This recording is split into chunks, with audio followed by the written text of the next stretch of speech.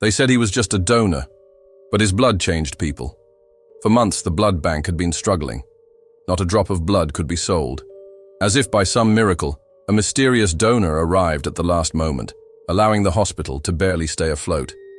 At first, the staff thought this man was an angel, but recently, things have gotten strange. A new employee, a young technician, has been transfusing blood to patients without any issues. But one day she was shocked to see the donor again. How could that be? He was already dead. This is a terrifying medical horror movie. Now let's go back a few days. We meet our protagonist, a young woman who works as a blood technician at the local hospital. She's smart, beautiful, and has a kind heart. It's obvious that everyone likes her, especially her boss, the head physician. One day, Dr. Wells calls the young woman into his office. He's serious and explains that there's a problem. The blood bank is empty, and they need blood urgently for several patients. If no blood is provided, their lives are in danger. The young woman feels the gravity of the situation. She understands how important blood transfusions are. She takes a look at the shelves and is horrified. They don't have enough supplies to help anyone. There are only 2 boxes left, both with the same blood type, B negative. However, these boxes are old, and according to the rules, they can't be used. The young woman thinks for a moment and then says, "I know what to do." The young woman gets into her car and drives around town. She walks into a shopping mall, goes to the food court, and sits down at a random table. Suddenly, a well-dressed man approaches her. "Hi, I saw you looking at our booth earlier. Would you like to donate blood?" the man asks. The young woman nods, smiles, and tells him, "Let's save some lives." Meanwhile, Dr. Wells is pacing anxiously in his office. He's on the phone trying to get more blood, but no one's answering. The hospital's reputation is at stake, and he's under a lot of pressure. Suddenly, the door opens, and the young woman enters with 2 full bags of blood. "Here you go," she says to the doctor. He looks at her in surprise and thanks her. He quickly signs the papers and sends her on her way. The young woman leaves the hospital satisfied with herself. She saved lives. In the following weeks, the blood bank's problems seem to be solved. Everyone is happy, and life seems to be getting better. But soon a terrible rumor begins circulating through the hospital. Some patients who received the blood from the mysterious donor began to change. That wasn't possible, right? Then something incredible happened. Dr. Wells notices that the donor has come again, but when he checks his chart, he realizes that it's blank. It's as if he didn't exist. Wells decides to follow him, but he loses track of him. When he finally finds him, he sees that it's the same man from the blood donation center. How is that possible? He wonders. Days pass, and Wells becomes obsessed with finding out the truth about the donor. Meanwhile, the rumors about the patients don't stop. More and more people are talking about it, which worries Wells even more. Suddenly, the young woman remembers that when she went to donate blood, the man told her that she could become famous if she brought him donors. Could that be the reason? She never took it seriously. After all, why would someone want to be famous for donating blood? Nevertheless, she decides to investigate. She calls the police, and together they search the man's house. They find nothing unusual except for an old diary. The pages are filled with strange symbols and writings that nobody can understand. The young woman feels helpless and desperate.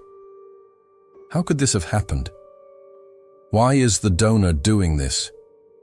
She can't believe that after saving so many lives, this is how it ends. Suddenly, she hears a knock at the door. She opens it and sees a policeman. "I have bad news for you," he tells her. "We found traces of a struggle in the house, but we couldn't find the man. He disappeared."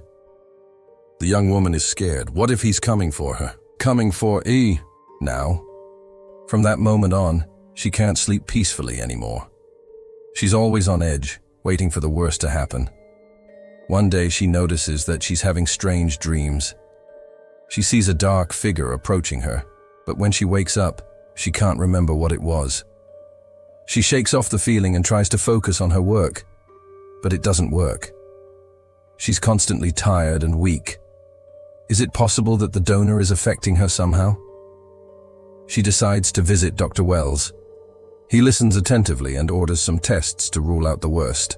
But the results shock them. The young woman has contracted a virus that's slowly transforming her. She's horrified. Is it possible that she's turning into a monster? But how? Wells, however, doesn't panic. He believes that he can still stop the process, but he needs more time to study the virus. The young woman thanks him and returns home. She feels lonely and helpless. She doesn't want to infect her family and friends. What should she do? One day, while walking through the city, she meets an old homeless man. He looks at her and says, "You're not from here, are you?" Startled, she asks, "What do you mean?" The old man replies, "You're not human. You're one of them." The young woman is confused. Who's he talking about? Before she can ask him anything else, the old man disappears in the crowd. She shrugs and tries to shake off the encounter, but she can't stop thinking about his words. Are the changes making her invisible to others? Days pass, and the young woman becomes weaker and weaker. She can feel the parasite growing inside of her, slowly taking over her body. She goes back to Dr. Wells, who now knows the shocking truth about the donor. He tells her that he's actually a rogue vampire who's seeding his offspring through the blood bank. In other words, he's creating a new generation of vampires. The technician is horrified. All this time, she was helping him spread his curse. But there's more. Wells tells her that she's already mutating.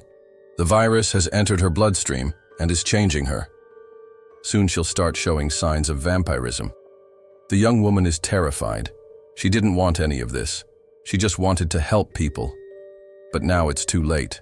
The virus is inside her, and it won't come out. Suddenly, the young woman hears footsteps. She turns around and sees the donor standing there. He looks pale and weak, like he hasn't slept in days.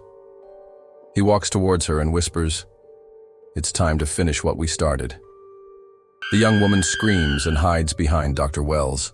He stands protectively in front of her and tells the donor, "It's over. You can't hurt her anymore." The donor laughs and says, "You don't understand. She's the key to my plan." Before anyone can react, the donor bites the young woman's neck. She screams in pain as the virus passes from his blood to hers. Wells is furious and attacks the donor. A fierce fight ensues. The donor is strong, but Wells manages to hold him off until the police arrive. They arrest the donor and take him away. The young woman is lying on the ground, her neck bleeding. Wells kneels next to her and asks, "Do you feel okay?"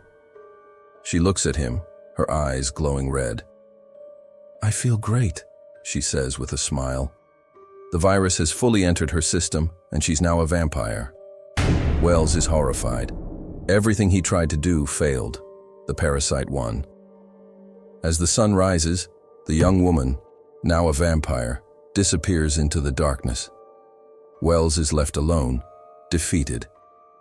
He looks up at the sky and asks himself, "What's next?" But no one answers him. No one can answer him. The young woman is free and ready to start her new life as a vampire. But she's not the same. She's changed. The virus has taken control of her body and mind. Meanwhile, Dr. Wells tries to warn the world about the danger that's spreading. But no one listens to him. They think he's crazy. After all, how could a vampire infiltrate a hospital and infect so many people? It seems like the end of humanity is near. The vampire plague will wipe out all of humanity. And that's the end of our story. Thank you for watching. If you liked the video, please leave us a thumbs up and subscribe for more content.